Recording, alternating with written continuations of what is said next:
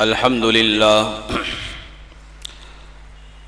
لله رب العالمين والصلاة والسلام على سيد المرسلين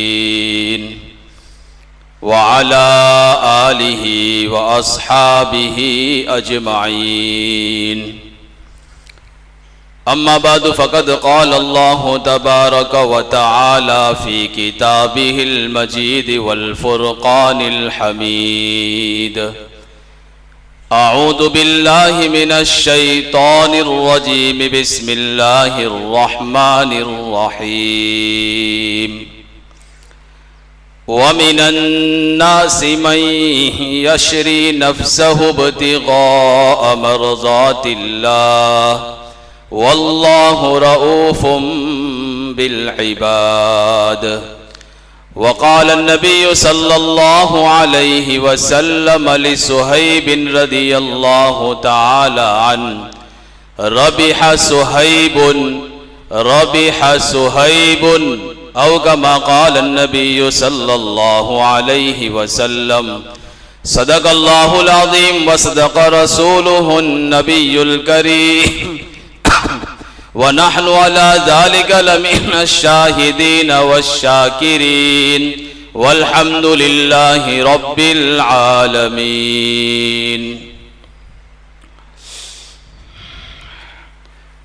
چھوڑ آیا ہوں میں دنیا تیری خاطر یا رب. چھوڑ آیا ہوں میں دنیا تیری خاطر یا رب. اب تو بس تو ہی میرا ہے، میرا سرمایہ تو ہے. یہ سودے جا بھی سستا ہے الہی تیرے خاطر.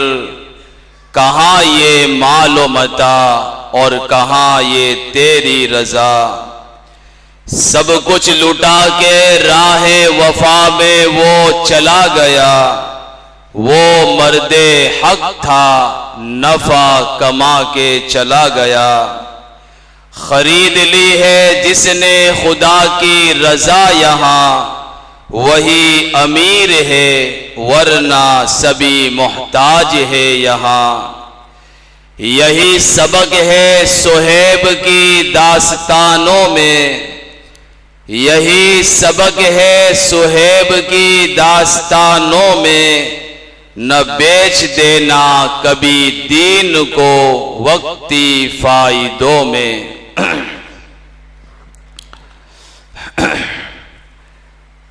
آج کا یہ دور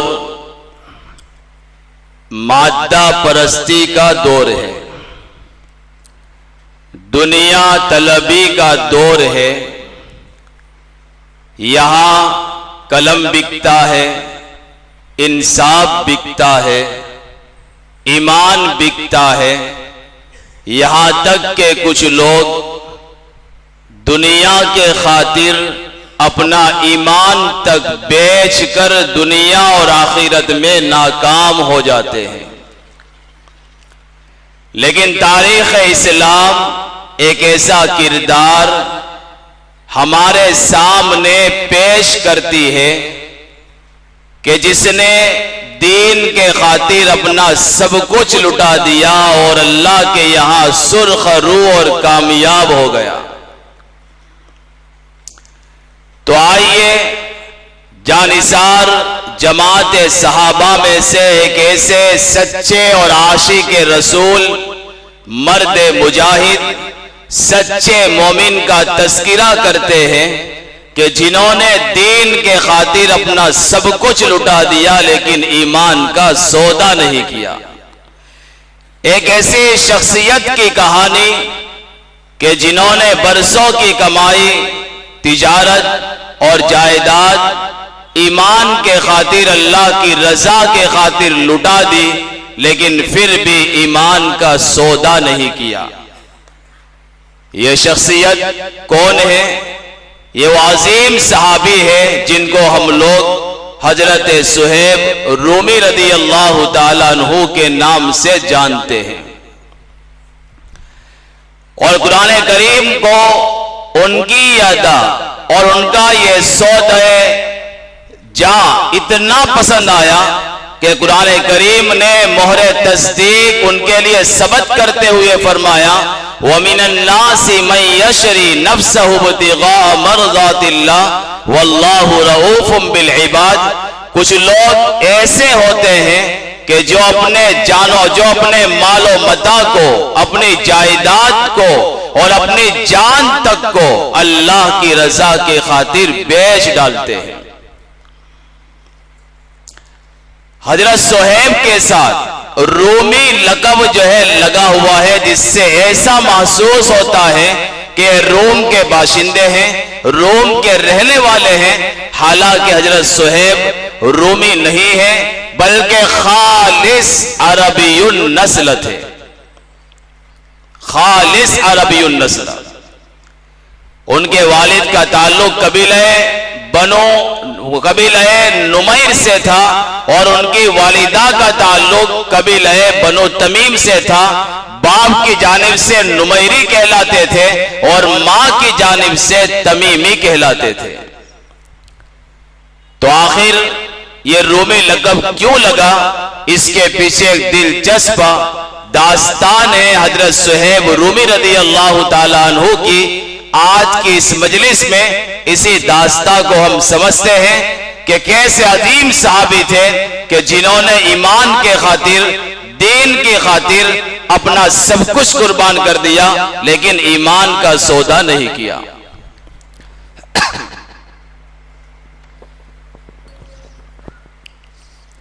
بعثت نبوی سے 2 سال پہلے بصرہ کے قریب ایک قدیم شہر تھا جس کا نام ابلا تھا۔ اس ابلا شہر کے گورنر خود ان کے والد محترم سنان بن مالک نمیری تھے۔ جتنی اولاد تھی، ان اولاد میں سے سب سے زیادہ جو محبوب بچہ تھا وہ حضرت صہیب تھے۔ کیوں؟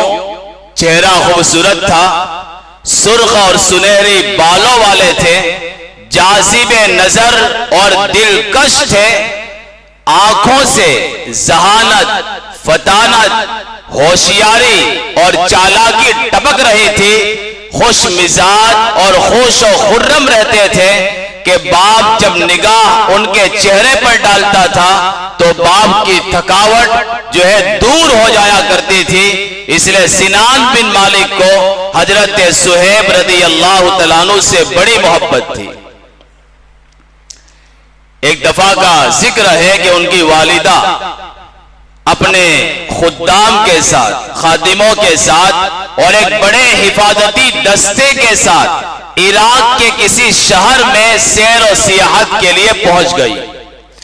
جب عراق کے اس شہر میں پہنچی تو روم کے لشکر نے وہاں پر حملہ کر دیا اور حملہ اتنا سخت تھا کہ والدہ کے ساتھ خادم لوگ بھی اور حفاظتی دستہ بھی سب کا سب جو ہے شہید ہو گیا اور انہیں قتل کر دیا گیا، اور جتنے بچے تھے ان کو پابند سلاسل کر دیا گیا، قیدی اور بندی بنا دیا گیا اور روم کی سرزمین پر لا کر روم کے غلاموں کی منڈی میں حضرت صہیب کو بیچ ڈالا گیا۔ اٹھایا تھا عرب کی سرزمین سے، گئے تھے عرب کی سرزمین سے عراق کی سرزمین پر اور وہاں سے انہیں اٹھایا گیا اور روم کی غلاموں کی منڈی میں لا کر حضرت صہیب کو بیچ ڈالا گیا۔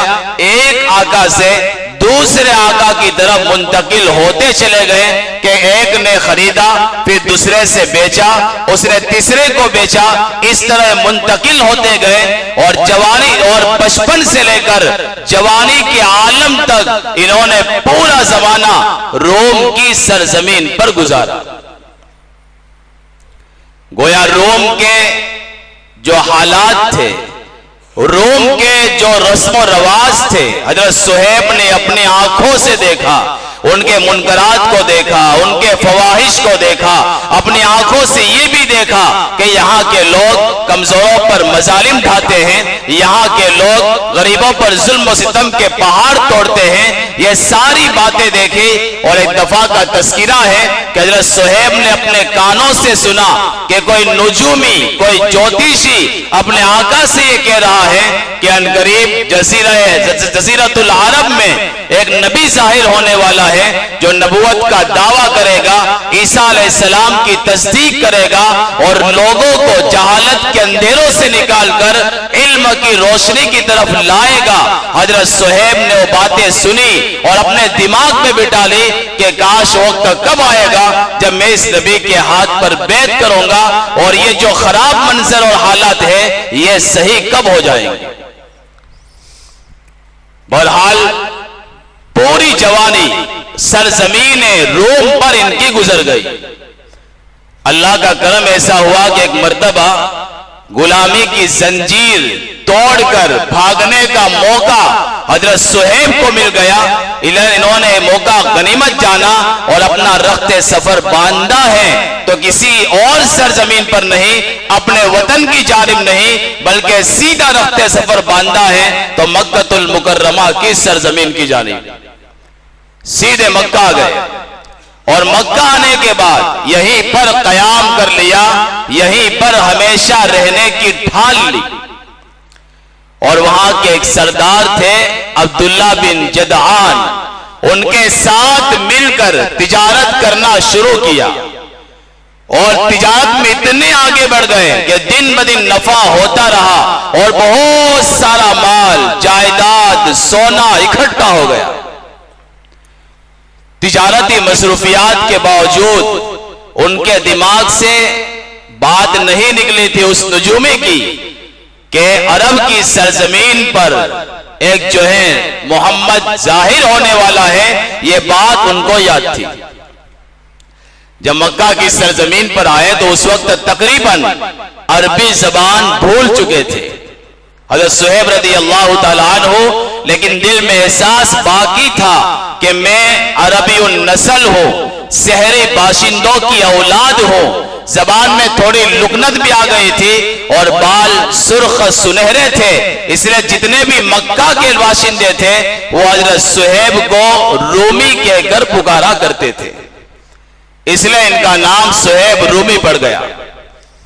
بہرحال وہ ہمیشہ سوچتے تھے وقت کب آئے گا جب آقا کے ہاتھ پر بیعت کروں گا اور مجھے شرف حاصل ہوگا۔ پھر اللہ تعالیٰ نے بہت جلد وہ موقع نصیب فرمایا کہ وہ کسی جگہ تجارتی سفر کے لے گئے، جب واپس آئے تو لوگوں سے سنا کہ کسی نے نبوت کا دعویٰ کر دیا ہے اور وہ نبی اللہ کی توحید کی طرف بلاتے ہیں، انصاف کا حکم دیتے ہیں، بھلائی کا حکم دیتے ہیں، نیکی کا حکم دیتے ہیں۔ یہ حضرت صہیب نے سنا تو دل کی آرزو جاگ گئی اور لوگوں سے پوچھا کیا یہ وہی نبی ہے کہ جن کو صادق و امین کہا جاتا ہے؟ فرمایا کہ ہاں۔ کہا کہ مجھے ان کے پاس لے چلو، وہ کہاں رہتے ہیں؟ لوگوں نے کہا صفا پہاڑی کے قریب دار ارقم ہے، وہاں چلے جاؤ، لیکن ذرا احتیاط سے جانا، اگر مکہ کے لوگوں نے دیکھ لیا تو تمہیں نقصان پہنچا سکتے ہیں۔ چنانچہ صہیب رومی فرماتے ہیں کہ میں نبی کے شوق کے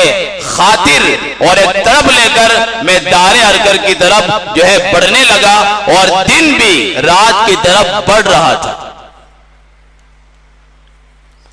جب دار ارقم کے دروازے پر پہنچا تو دیکھا کہ مجھ سے پہلے ایک اور آدمی وہاں کھڑے ہیں، اور وہ تھے عمار بن یاسر رضی اللہ تعالیٰ عنہ۔